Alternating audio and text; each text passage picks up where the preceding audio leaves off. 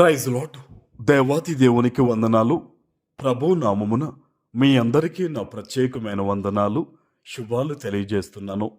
ఈ దినము కొరకు ఏర్పాటు చేయబడిన దేవుని వాగ్దానము ఇర్మియా గ్రంథము 30వ అధ్యాయము 3వ వచనము.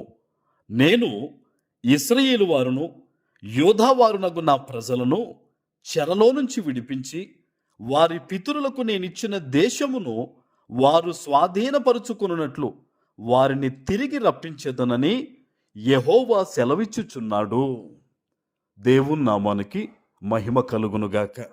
ఈ ఉదయకాల సమయంలో సర్వ సృష్టికర్త అయిన నీ తండ్రి నిన్ను ఆశీర్వదించి గొప్ప వాగ్దానాన్ని నీకు అందిస్తూ ఉన్నారు. హల్లెలూయా.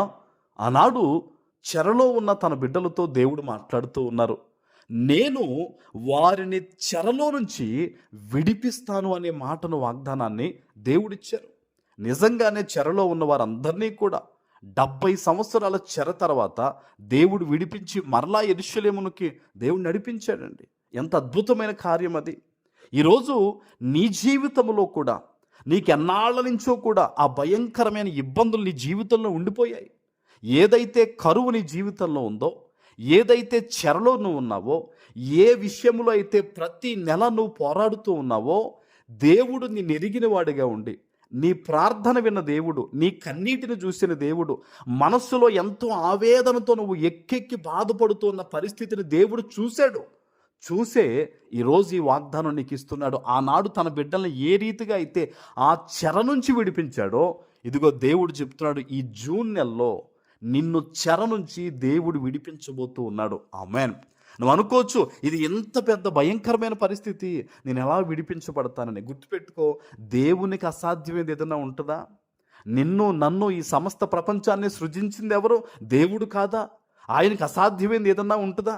ఈ లోకంలో ఉన్న ప్రతిదాన్ని నువ్వు చూసి ఇవి గొప్పవి, నేను బలహీనుడని నువ్వు అనుకుంటున్నావేమో, కానీ దేవుని కన్నా గొప్పది ఏదన్నా ఉందా సృష్టిలో? లేదు కదా. ఆ సృష్టికర్తే నీకు వాగ్దానం ఇస్తున్నాడు. చెరలో నుంచి దేవుడు నిన్ను విడిపించబోతూ ఉన్నాడు. ఆమేన్. నీకు విశ్వాసం ఉంటే, నీకు ఈ వాగ్దానం మీద నమ్మకం ఉంటే, నువ్వు ఉన్న చోట మోకరించి ఈ వాగ్దానం ఎత్తిపెట్టి ప్రార్థన చేయి. ఇది నేను ప్రార్థన చేయడం వల్ల జరిగేది కాదు. నీకు విశ్వాసం ఉంటే నువ్వు ప్రార్థన చేస్తే ఈ వాగ్దానం నీ జీవితంలో నెరవేరుతుంది. ఆమేన్. మోకరించి ప్రార్థన చేయి. ప్రభువా, నువ్వు ఇచ్చిన వాగ్దానం నేను నమ్ముతున్నాను. నీ వాక్య ప్రకారం నేను ఈ రోజు నుంచి బ్రతుకుతాను. నా జీవితాన్ని నీకు అనుగుణంగా మార్చుకుంటాను. నేను పాపం చేయను, నన్ను విడిపించు ప్రభు అని నువ్వు ప్రార్థన చేస్తే గనక, ఎలాంటి చెర, ఎన్నాళ్ళ నుంచి ఆ చెరలో ఉండిపోయావో, ఎన్నాళ్ళ నుంచి ఆ బాధలో, ఆ దుఃఖములో, వేదనతో నువ్వు ఉన్నావో, తరమబడుతున్నావో, సేవకునిగా చెప్తున్నాను, యేసు నామంలో నీకు విడుదల కలగబోతుందంతే. ఆమేన్.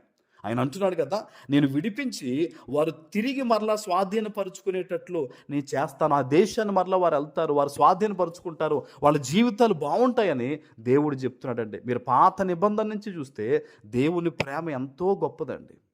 ఈరోజు నీ పట్ల కూడా దేవుని ప్రేమ అంత ఉన్నతంగా ఉంది. చాలా గొప్ప ప్రణాళికలు నీ పట్ల దేవునికి ఉన్నాయి. కాబట్టి దిగులు పడొద్దు, ఏదో అయిపోయిందని అనుకోవద్దు. తిరిగి దేవుని దగ్గర లే, మరలా ప్రార్థన చేయి, మరలా ఉపవాసం ఉండు, మరలా ఆయన యొక్క వాక్యం వైపు తిరుగు, నమ్మకంగా బతుకు దేవుని కోసం. ఎక్కడ పడిపోయావో, ఎక్కడ బాధపడ్డావో అక్కడే దేవుడు మరలా నీ తల లేవనెత్తి ఉన్నతమైన స్థితిగతుల్లో దేవుడు నిన్ను, నీ సమస్తాన్ని ఆయన పెట్టబోతూ ఉన్నాడు. ఆమేన్. ప్రార్థన చేసుకుందాం. పరిశుద్ధుడా, ప్రేమ కలిగిన తండ్రి, మీకు వందనాలు. ఈ ఉదయకాల సమయంలో మీరిచ్చిన ఈ గొప్ప వాగ్దానము ప్రతి బిడ్డ జీవితంలో నెరవేర్చి స్థిరపరచమని యేసు నామమున ప్రార్థిస్తున్నాను తండ్రి. ఆమేన్.